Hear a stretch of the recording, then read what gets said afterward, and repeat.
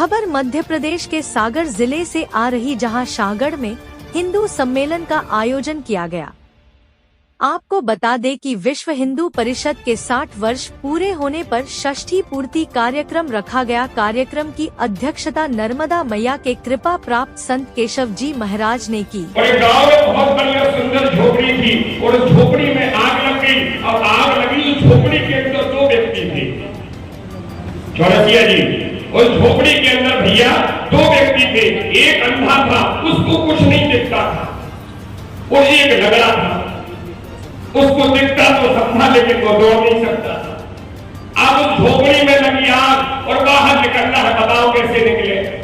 अंधे ने सोचा कि मैं तो अंधा भले हो लेकिन मेरे पास ताकत बहुत है, मैं अंधा जरूर हूं, ताकत है मेरे पास, मैं तो निकल जाऊंगा बाहर। आग लगी थी, अंधा दौड़ा, जैसे ही दौड़ा तो झोपड़ी में जहां आग लगी थी वहां कहीं पे उसकी नाक जल गई, हाथ जलने लगा, फिर वापस आया तो अंधे ने लंगड़े से कहा कि लंगड़े भाई, मैं कैसे इस आग से बाहर जा सकता हूँ, इस झोपड़ी से जो भयंकर आग मुझे दग्ध कर रही है, जिससे मैं जल रहा हूँ, मैं कैसे बाहर जा सकता हूँ। तो अंधे ने जब ऐसा लंगड़े से कहा तो लंगड़ा कहने लगा, अरे अंधे देख, मैं हूँ लंगड़ा, अंधे तू मुझे अपने कंधे पर बैठा ले तो मैं तुझे इस जो आग लगी हुई इस आग से बाहर ले जाऊंगा।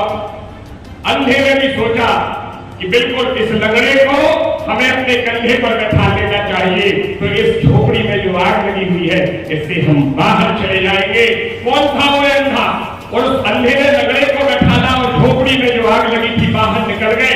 बड़े दोनों प्रसन्न हो गए, मालूम है तो अंधा कौन है और लंगड़ा कौन है। प्यारे, अंधी जवानी होती है और लंगड़ा बुढ़ापा होता है। अंधी जवानी लंगड़े बुढ़ापे को जो बुढ़ापा है, जो वृद्धावस्था है, उसके मार्गदर्शन में, जो वृद्ध है उनके मार्गदर्शन में यदि अंधी जवानी काम करेगी तो उनका अनुभव हम सबसे बहुत ज्यादा होता है। प्यारे, बात को ध्यान रखना, जो तुम्हारे माता पिता बुजुर्ग, जो तुम्हारे गुरुजन हैं, जो तुमसे श्रेष्ठ जन हैं, जो तुमसे बड़े हैं, जो बुजुर्ग हैं, उन्होंने उनके जीवन का, उनके अमल लाइफ में उनके जीवन का अनुभव। आज क्या कार्यक्रम रखा गया?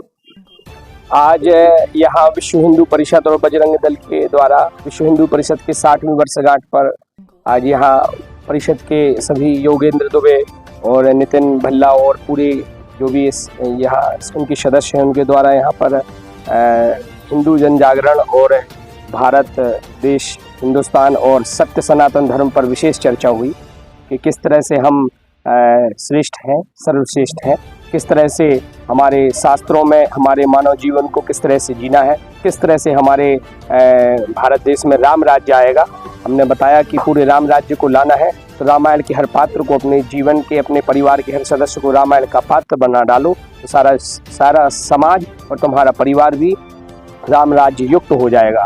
तो इसी संबंध में आज यहाँ पर भव्य और दिव्य और बहुत ही विशाल और बृहद रूप से यह कार्यक्रम यहाँ संपन्न कराया गया। यहाँ के जो भी सदस्य जिन्होंने इस कार्यक्रम में अपना प्रत्यक्ष रूप से जो भी सहयोग किया है, तो वास्तव में वो तन्मयता वाला था।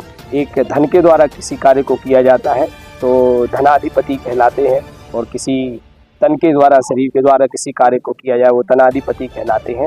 लेकिन किसी को तन और मन के द्वारा जो कार्य किया जाए वो तन्मयता के साथ किया जाता है। तो धन का तो सब कर सकते हैं, तन का भी सब कर सकते हैं, लेकिन तन और मन दोनों को जो दोनों में एकता का प्रतिपादन कर दे वह सनातन धर्म है। तो तन से भी किया जावे और मन से भी किया जावे तो निश्चित रूप से वह हमारे जीवन को सार्थक कर देता है। जय श्री राम। बारे में आप क्या कहना चाहते हैं? भारत हिंदू राष्ट्र बनाने के लिए क्या, भारत तो हिंदू राष्ट्र है जो परंपरा अनादिकाल से चली आई है, जो सत्य और सनातन है, जो अखंड ब्रह्मांड का भी क्षय हो जाता है, जो एक जगह स्थापित होता है, वह भारत भूमि की पावन वसुंधरा है, जहाँ पर एक नहीं, 100 नहीं, 200 नहीं, हजारों वर्ष पुराने भगवान शिव जी के मंदिरों का अवशेष और शिवलिंग प्राप्त हो रहा है जो हजारों वर्ष पुराना है। वह तो भारत देश तो सनातन धर्म का है ही है, उसमें बनाने की बात नहीं है, वो तो है ज्येष्ठा श्रेष्ठा सनातना, जो ज्येष्ठ है, श्रेष्ठ है और सर्वश्रेष्ठ है वह सनातन है।